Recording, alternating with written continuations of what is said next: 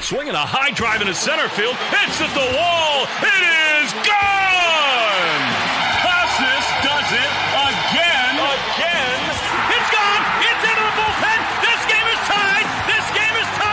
He swings and rips one to center field. It's high, it's deep, it's back, it's gone! Sale winds, he fires.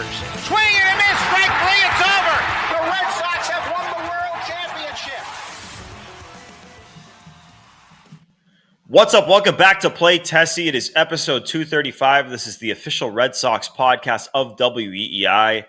Remember, hit that subscribe button wherever you get your podcast before we get going. Rate 5 stars and find us on WEI's YouTube channel and find the Play Tessie playlist there. Hit the thumbs up, subscribe to WEI. You know the drill. Find us on the socials at Play Tessie on Twitter, Instagram, and TikTok. Here with Sammy, here with Pat for another edition of this is a Who Says No Wednesday. Right now, poolside in Miami. Hi, I'm Boba Shett. This is Who Says No on Play Tessie. Bada bing. And up today for Who Says No Wednesday, the second edition, after people hated my Matt Olson, Jared Duran trade format, it is Pat Brown, who has not given us any hints on what he's got cooked up today. The only thing he said is it has something to do with a report from over the weekend. Yep, I know who it is. I know exactly who it is, but I won't say it. Hold on. Sammy, what's the first letter of the last name? S. Pat? First letter of the last name? What'd you say, Sammy? I think it's S. Nope. Oh, hold on. Wow. I'm shocked. I thought I was reading your context clues from our chat earlier today. Yeah, but all right, go ahead. It is not for Carlos Santana. Dang, that's who I was thinking. Not for Carlos Santana. So there was a different report today. Actually, I think it was the same report as the Santana thing, just kind of buried in there. It was Bob Nightingale. You know, always smooth with the Twitter fingers, Bob Nightingale. Never makes a typo. There was one interesting little nugget in there. And it said that if the Royals fell out of it, they would move Seth Lugo. If you listen to the last episode, we were just talking about how the Sox desperately need a starting pitcher for game 2 of a playoff series if they get there. Seth Lugo checks that box, and in a big way. Seth Lugo this year, 16 starts, 6-5 with a 2.65, 1.09 whip. He's not going to strike out the world, but doesn't let in runs, pitches to soft contact. He's a pitcher's pitcher. He locates, and his stuff is disgusting. So I have the Sox moving for him because I don't see the Royals turning things around this late in the season. Pat, correct me if I'm wrong. He has an opt-out after this year. Yes, he has a $15 million player option that certainly will not be picked up. Right. So he's basically a rental. He's basically a rental. Yep. So, like I just said, Seth Lugo, sub 270 ERA, pitcher's pitcher, locates, soft contact, pretty much everything. That is the opposite of Garrett Crochet, which I think actually would be a perfect complement to Garrett Crochet. Good in the playoffs. Yeah. Yes. So, to the Royals. Again, rental, but also probably the best rental starter that's going to be out there. Well, Pat, it's actually interesting because he's a rental, but he's got like this poison pill thing. Because like if he gets hurt, then if he like needs Tommy John, you're on the hook for $15 million Tommy John recovery. Yep. Which could hurt his value a little bit. Could. But he's Seth Lugo, so he's gonna net. He's gonna net. Well, like it hurt Carlos Rodon when the Giants couldn't trade him that year because he had that. Yeah. Carlos Rodon's like a guy who has a laundry list of injuries. All right, go ahead. No, you're right. It's different, but let's hear the trade. So, prefacing here, it's a rental in a vacuum. No top prospects are going out. So Password is not going. Arias is not going. I don't think any of them are being moved unless it's for a Joe Ryan, like just some obscene control pitcher. Yes, rental. So to the Royals again, because I think he'll be probably one of the better starters available at the deadline. To the Royals, Mikey Romero, 21 years old, former first-round pick, currently ranked number 10 from Sox Prospects, 800 OPS in AA. He's finally healthy. He's playing well. Also with him, Justin Gonzalez, outfielder, 18 years old, number 16 ranked prospect, 760 OPS in A-ball. Still super young, raw talent. It's just a position of depth in the organization. And then along with the two of them, starting pitcher Jhostynxon Monegro. Monegro is interesting because he's 22 and he's fresh into Double-A, but the stuff is good. He's built like a pitcher. The upside's there. He did just get Tommy John, though. Yes. He's just buried in the system behind totally like all these guys. So in 9 starts in Double-A before the surgery, 2.67 ERA. So, long story short, Red Sox are getting a rental in Seth Lugo, who has a poison pill. The Royals are getting the Sox 10, 16, and 19 ranked prospects, all of which are 22 and under with decent to high upside. Who says no? That's an interesting one. I just find it so interesting because of the whole poison pill aspect of that 15 mil. Because he's either a rental or you have him for next year, but you don't want him for next year. So, like, yeah, it's Seth Lugo. He's got I think a 2.65 ERA right now. He is the type of guy that you want going in game 2. We talked a lot about it on the last podcast, how the Red Sox, as well as Lucas Giolito, has pitched. We still don't know who's going in that game 2 right now as we sit here in July. I want to say the first point of contention here has to be where are the Royals going to be in the standings at the end of July, because they're going to ride this thing until they can't. They're kind of hovering around that 5-ish games out as we sit here at the beginning of July. I don't think they're going to want to sell. I think they're going to have to be more than 5 out to sell. I think they're going to have to be maybe 6 or at least 6, maybe 7 out to sell. But I wonder if they're going to want, like, if you're the Royals, you still want to, like, if you're going to sell, you still want to compete next year. And most of the guys you listed there, like Mikey Romero could probably debut next year. The other guys are not debuting next year or probably the year after. I wonder if they would be more interested in like one of the Red Sox. Like it would be painful, like if you had to trade a Dobbins or a Fitz or someone who you've seen pitch at the big league level with some success, and they're ready to be in the majors now. Maybe not necessarily the highest ceiling as a starting pitcher, but they've got the full 6 years of control. They've shown they can be big league starters. Obviously, they're not as good as Seth Lugo. I wonder if that would be something the Royals would be more interested in. I think right now, if I had to say who says no, I think value-wise, you're pretty close. But if I had to say one team to say no, I'll say the Royals. All right. Well, first off, Pat, this is a really good who says no. Yeah, it's very even. This is a tough one. That said, I agree with Gordo. I don't think the value is far off at all, but I think both teams say no to this.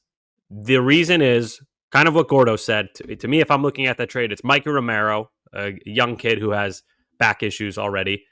Jhostynxon Monegro, who's not even going to pitch at any level for about a year and plus, and then a teenager with upside. But he's like, who knows? Who knows with Gonzalez? He's kind of without a position already at a young age. He's like first base, corner outfield, not good at either. So I don't think that's the right package, but I think you have the right concept. Like, I think if you changed up the prospects and made it like, maybe not Dobbins types who are already in big league baseball, but guys who are a little closer, like Romero. Like, Romero makes sense in this. He's not the perfect prospect or anything, but he makes sense in this. It's the other two guys that I'm not so sure about. And from the Red Sox perspective, I feel like this is a little too rich for them when it comes to a rental. I don't think the Red Sox are going to add a starting pitcher if it's a rental, because the good ones like Lugo are expensive, as you just explained, and the rest are not really upgrades. Like, it needs to be an upgrade. So I think if they add a pitcher, it's going to be like a good one that they want to keep around, either extend or already is under team control. So I think both teams say no, but I think you're very close value-wise, and if you just changed up the prospects, I think the Royals would say yes, barring a Godfather offer from some other team. The Lugo thing is interesting because obviously we know the Red Sox had a lot of interest in him a couple off seasons ago. That was the main thought with this. Right. Yes. But at the same time, going, because like Sammy is right.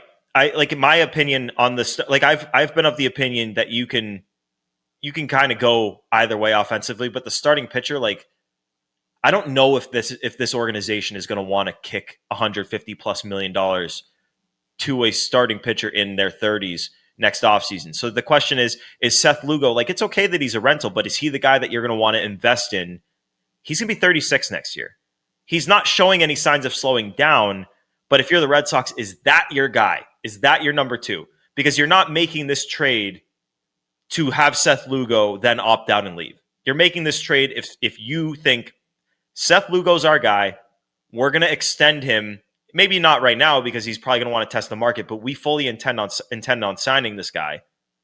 If that's it, then the Red Sox should be okay dealing that package. It's guys from areas of depth. They've got plenty of it in their system in a lot of different areas.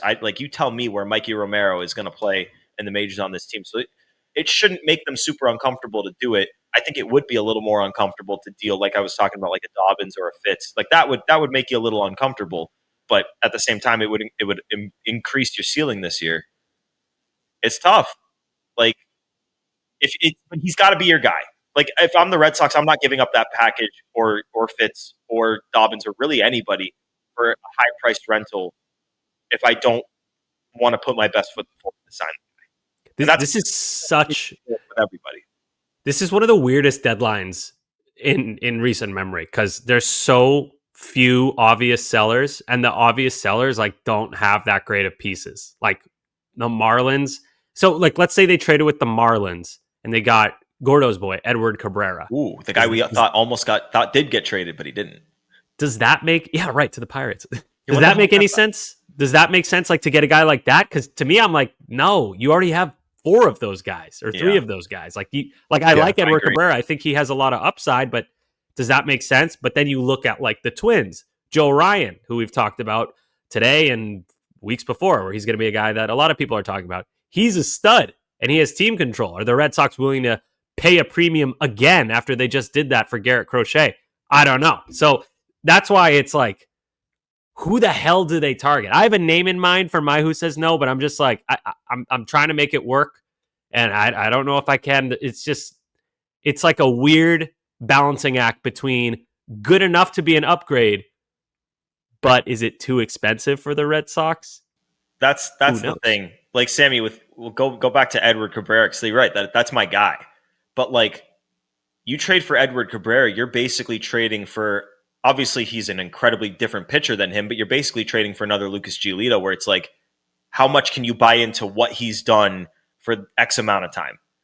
With Seth Lugo, he is the definition of consistency. Like, I mean, he may not be a 2.65 ERA guy the whole year, but he's sure as shit going to be, at minimum, a mid-rotation starter. Like, this is just who he's been since he's become a starter. Right. I think Cabrera is like an extreme version of Giolito, because Giolito at least has a track record. Yeah. With Edward, the reason we've been enamored with Edward Cabrera is because his stuff is crazy. He's got crazy stuff, and Gordo likes to use him in friggin' MLB the show. Baby. Yeah.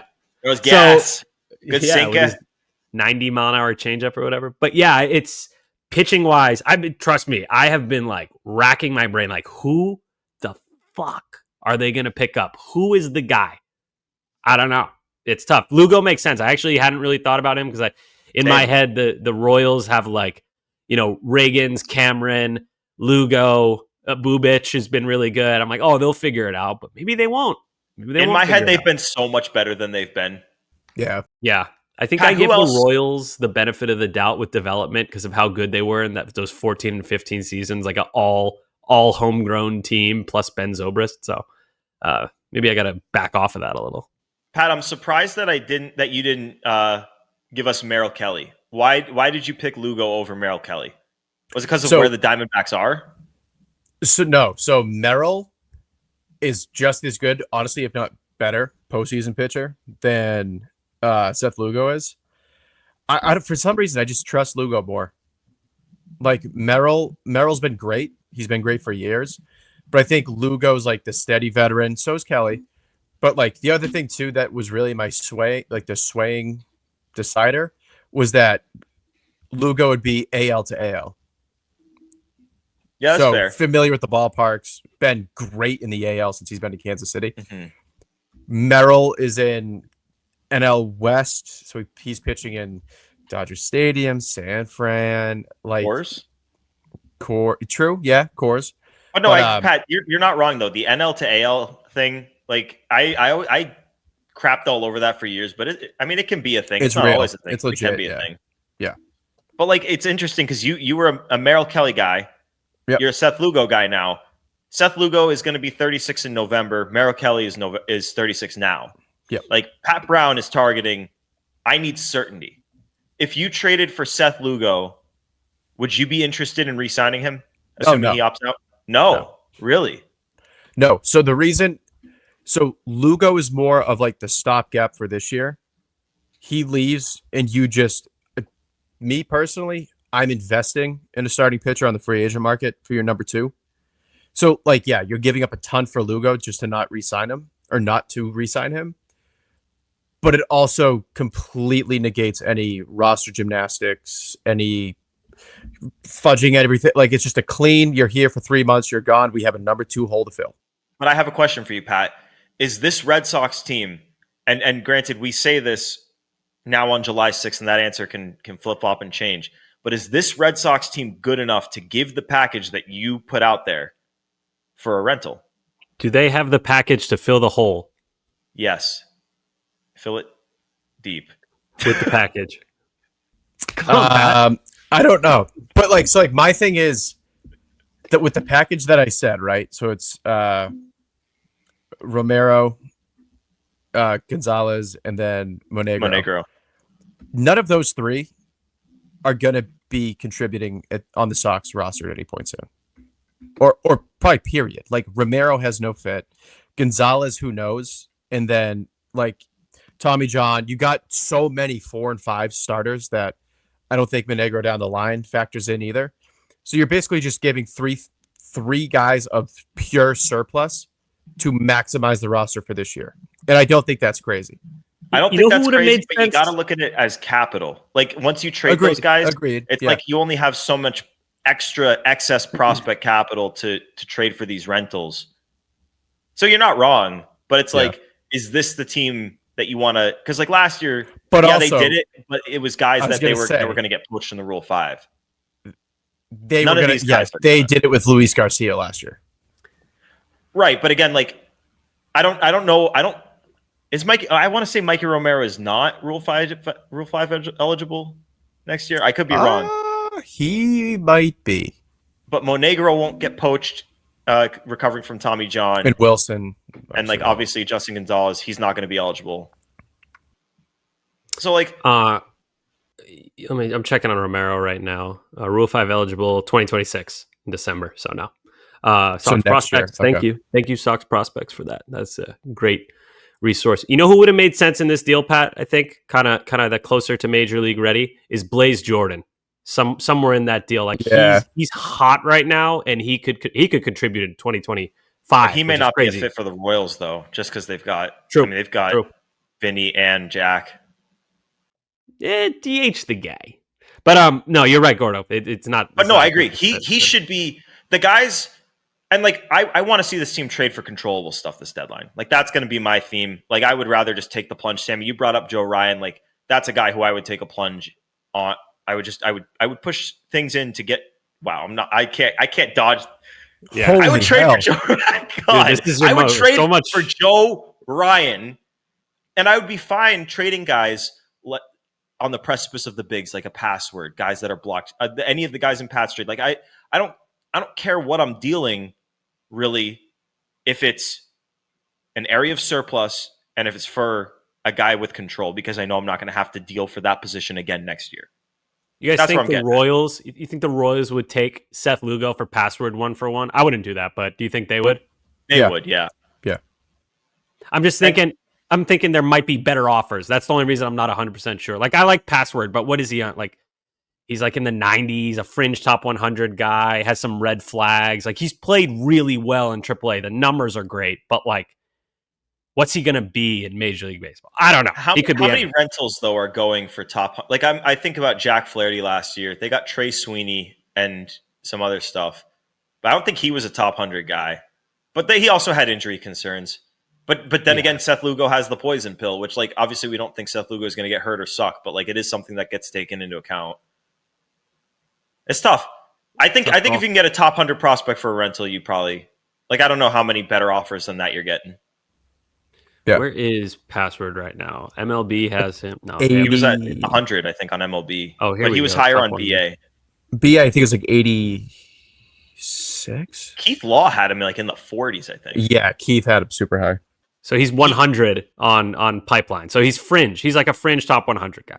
Not a bad prospect at all. I'm not trying to talk down about Password. I like him. No, I I think think he's it's fair. gonna have a Thanks, big Sammy. league career. I'm just like, how good? How good is this guy? Is he worth like, I don't know. I don't know what he's worth. I don't know. Tough call. Yeah. In the end, like if I like, because we'll put a bow on it because we've danced around it a lot because like value wise, Pat, I think you did a good job lining up the value. I don't know. I think it. It's just not. It just might not be the right players. It's not the value. It's the specific players listed in this. It's also I just like I still have such a hard time seeing the Royals sell. So I guess like right now I would say the Royals say no, but if they enter into like fire sale mode with rentals, I don't know who else they have that's a rental. And how's their farm too? By the way, is the Royals Sucks. farm good? They're like Sucks. Okay, yeah. that's They interesting. have Caglione, Blake Mitchell, but these are Blake Mitchell's not even close. Carter Jensen, not. And then they blew it because they took Frank Mazzucato 1 year, like way over slot. They took the catcher. Oh, you just said it, right, Sammy? Mitchell, dude, what's with the Blake Royals? Mitchell, yeah. The Royals have an infatuation with Italian Americans. Mazzucato, Pasquantino, Caglione. How you doing? They took, I believe, Renzi. they took Blake Mitchell over Kyle Teal. Those were like the two dudes. Those were the two Yes. catchers. Was Blake Mitchell drafted higher? Yeah, Mitchell went 9. God. Mitchell was Teal. drafted eighth in man. 2023. Yep. Wasn't Teal 9? No, Teal was. He must have been like 14. I think we he have- was 14. and they have 13, 14. 13, I think. I'm checking right now. Checking on Kyle Teal. Kyle Teal, 14. Yeah. Why did I 14. think he was like 9? He was supposed to be. That's why. He was supposed my to be weakness. like the 7th, 8th, 9th pick. With baseball, my weakness is draft stuff. I never remember who was picked when. I'm good with the draft. They're just with the team. Yeah, you got Pat, Richard. Pat, I mean, Fitz you got on the friggin- Richard Fitz. Yeah, on the Wasabi challenge on WE. Yeah, that was incredible. But yeah, anyway, Pat, I think that was a perfect who says no. I think the value was close. I just don't agree with the players, but it's the spirit of the game that we play. Sammy, so if you had to say who says no, who's saying no to put a bow on it, I think I'll lean Royals just because I think there's a different type of package that they can get. I think it's good value. I think Red Sox say no. Okay, I like it then. But I think both. I think both say no, but I think they could line I up. don't think the Red Sox would give up 3 of their top 20 prospects for a rental. I don't think it's a bad idea. I just don't think that's how they operate. One day they might get there. Like if this is a team that's sitting in first place, then that's something you can do. Different story. If they're on the precipice of we believe this team could push over bring home a the hump, championship. Yeah, Seth Lugo is a guy who would go to the Dodgers or the Mets to put him. The Mets, that's where he'll go. Mets, Seth Lugo, Mets. So bring him home. South. Bring him home. Reunited. Okay, Pat, good job. Good. Who says no? The next one will be from Sammy, and then do we want to say we bring back Joe Braverman after Sammy? Yeah, let's go. Yeah. All right, this is good. We've been waiting for the Joe Braverman who says no for what month was that? Was that It's been like 7 months. been like 7 months. So I'm excited for that. That'll be the most highly anticipated who says no. I'm really excited for that. Come back. But Pat, good job. We'll see what the reaction on social is. I can almost guarantee you will get a better reaction for that one than I got for mine. But yeah, that's going to do it for episode, what is this, 235 of Play Tessie. Appreciate you guys tuning in. Remember, hit the subscribe button wherever you get your podcast, rate 5 stars, and find us on YouTube on WEI's channel. You can find the Play Tessie playlist there. Hit the thumbs up on all the videos, subscribe to WEI, and find us on the socials at Play Tessie on Twitter, Instagram, and TikTok. For Sammy, for Pat, putting together a great Who Says No today. For Joe Braverman producing, it is Gordo here. For Play Tessie, July baseball, baby. Thanks for tuning in. Peace.